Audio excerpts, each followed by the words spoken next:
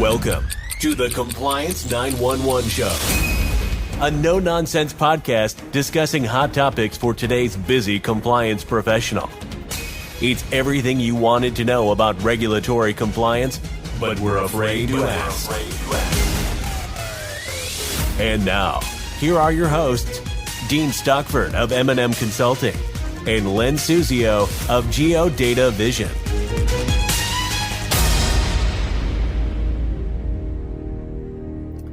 Len, if my records are correct, next month we will have recorded our 100th podcast. So what interesting topic did you plan on discussing today? Well, Dean, we are recording today's podcast on June 25th, 2025. 1 week ago, the CFPB announced its 2025 Section 1071 Interim Final Rule, which succeeds its 2024 Interim Final Rule, which succeeds the 2023 Final Rule. Only in the world of the federal bureaucracy can a final rule not be a final rule, and an interim final rule itself not be an interim final rule. But be that as it may, I thought it would be an appropriate topic today, especially in light of the Bureau's announcement that it will accept comments about the new 2025 interim Section 1071 rule if received on or before July 18th. So time is of the essence. Well, the Section 1071 rule will affect not only banks, but also credit unions and commercial lenders that originate the 100 small business loans threshold for 2 consecutive years. And it's been estimated that Section 1071 will affect about 2,000 or so, or greater than 2,000 lenders. So the rule's impact is widespread and far-reaching, and I'm certain this podcast may spark the interest of many lenders who are not subject to the federal CRA, which is at this time is limited to only just banks.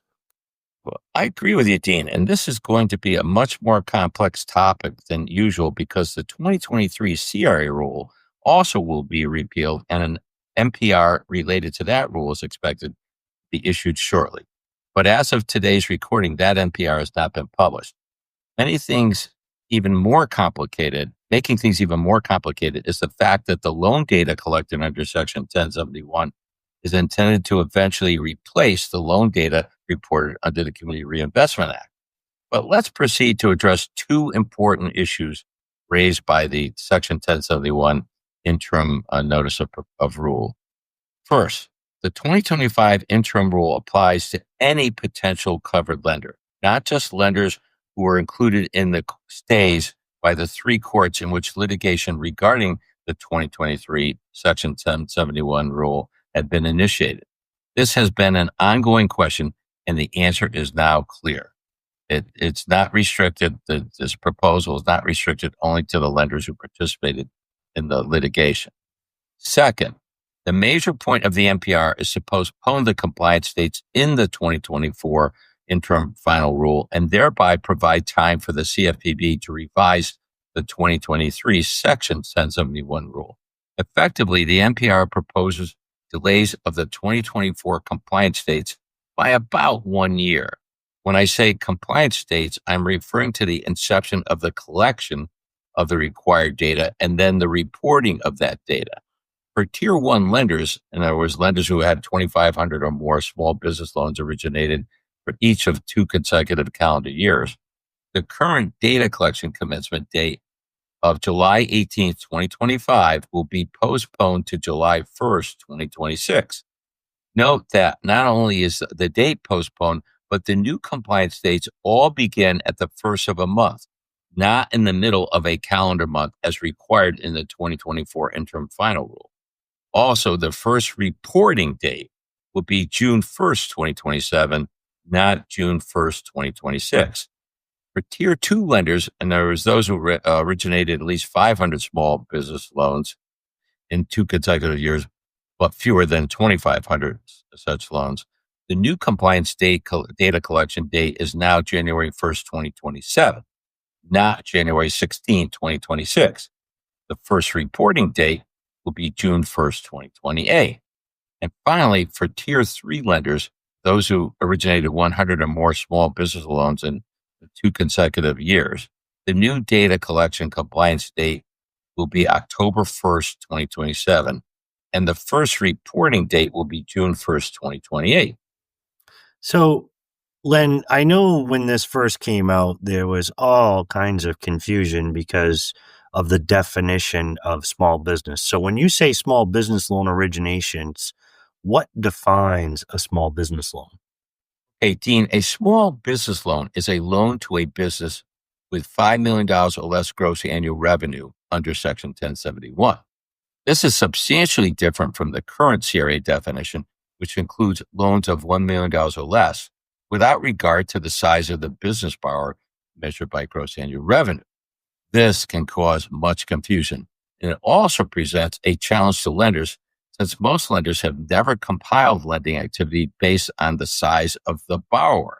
Moreover, as I'll mention later on in this podcast, it looks like the way things are scheduled right now, that many lenders will be required to report small business loans under Section 1071, as I just said, defined under 1071, but simultaneously continue reporting the CRA small business loans with the entirely different definition. Talk about potential confusion. Yeah. Well, it seems like the die has cast for sure, and the changes will be made to the 1071 rule. And although the NPR does allow for comments to be submitted, to me, it seems like there's nothing a lender can do. Is that correct? Well, I can understand that as a natural reaction, but I would suggest that lenders should submit comments about several concerns in the specifics of the proposed 2025 Interim Final Rule regarding Section 1071. In addition, it may be a good time to make some suggestions for the Bureau to consider as it formulates a new NPR for Section 1071 to be published sometime later. Yeah, that's surprising and interesting too, Len. And I'd like you to explain further with our listeners, but it hasn't the comment period, or is there a comment period, or has it expired already? No, the comment period will expire on July 18th. So Ah, basically, as we're recording, it's about 3+ weeks to go by the time this is broadcast, which I think we'll have to start next week in light of the timeliness. There'll be only about 18 days to submit comments. And again, as I'm going to explain right now, there's very good reason for bankers not to sit back and just let things happen, but to submit comments. So, first of all, regarding the amended data collection and reporting compliance dates, I would urge covered lenders to point out that commencing data collection for any date other than January 1st is wasteful and confusing. Why is it wasteful? It's wasteful because any data collected and reported for only part of a calendar year is not usable data for analysis. What's the point of Tier 1 lenders reporting data for only half of 2026? Or for Tier 3 lenders reporting lending for only 3 months of 2027? Partial year data will not be useful for analysis. It's an additional cost burden for useless data. Also, having the different tier lenders, I should say, commencing reporting over different years, in other words, June 1st, 2027, June 1st, 2028, means more confusing data that's not useful for analysis since only some lenders will be reporting in each year, and each tier of lenders will be reporting activity for different parts of the previous year. On June 1st, 2028, the first reporting date in which all three tiers will report activity, tiers 1 and 2 will be reporting lending activity for the entire 2027 year. But tier 3, the tier with the most covered lenders, will report only 3 months of lending activity for 2027. So based on the proposed compliance dates, the first useful information that'll be reported is the activity for the year 2028 to be reported on June 1st, 2029.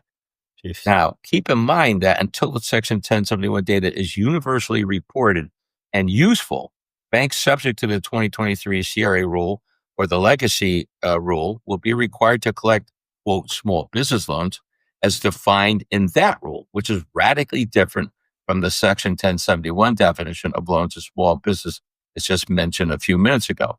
This could be a source of much more confusion. It should be suggested to the Bureau that uniform data collection and data reporting dates when they commence should be applied to all covered lenders and that only full year data be reported. Based on the time frame in the NPR, it looks like data collection should commence for all covered lenders on January 1st, 2028, and data reporting to be submitted on June 1st, 2029. That would save a lot of costs for useless data and would make reported data useful as soon as it is first reported. This data collection and reporting schedule should be matched by a concomitant repeal of the small business lending data collected and reported under the CRA rule. This will avoid the additional work and costs and potential confusion caused by the simultaneous reporting of two different small business loan definitions under the Section 1071 rule and the CRA rule. Wow, this is very eye-opening, and I want to say perhaps a little confusing at the same time when we're bouncing between the definitions and the two rules between 1071 and CRA, not to mention the fact that we have a potential repeal under CRA, and then, of course, this new NPR under 1071, and everybody thinking about what we just came off from over the last few years, getting ready for 1071 and CRA. So it's a little crazy. But do you have any more suggestions for our listeners as far as, submitting comments to the NPR? Yes, although at the very least, I think lenders, particularly potential covered lenders under Section 1071, should primarily focus on the reporting dates and the data collection dates. I suggest that their comments go beyond that. It might be a good idea to submit comments related to the entirety of the 2023 Section 1071 rule. For example, one of the big objections to the 2023 rule was that the Bureau exceeded its statutory authority when it expanded the 13 statutory data points to 81 data points.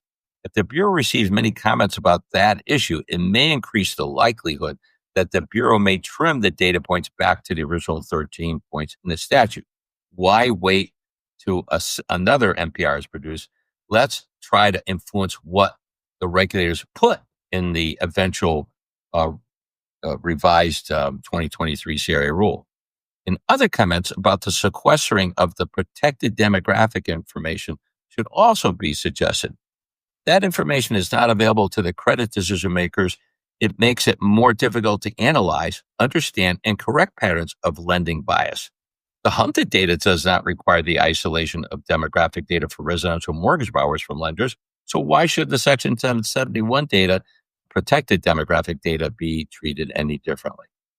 Yeah, and I tend to agree with you. And of course, HMDA is one of those regulatory areas that helps us identify red flags relative to discrimination. So it is. To me, it's mind-boggling, Len, for sure.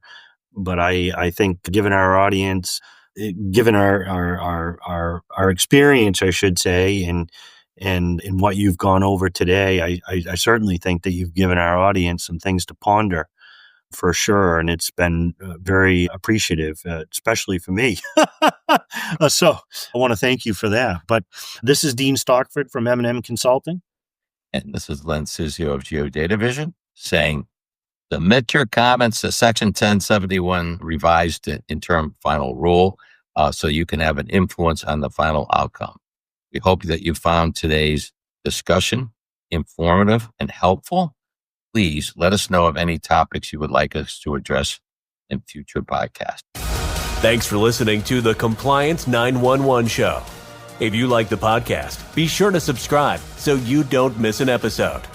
While you're at it, please give us a like and review to help others find the show. As always, links are in the show notes, and you can always find us online at compliance911show.com. Follow M&M Consulting and Geodata Vision on LinkedIn for all the latest news and information on compliance hot topics.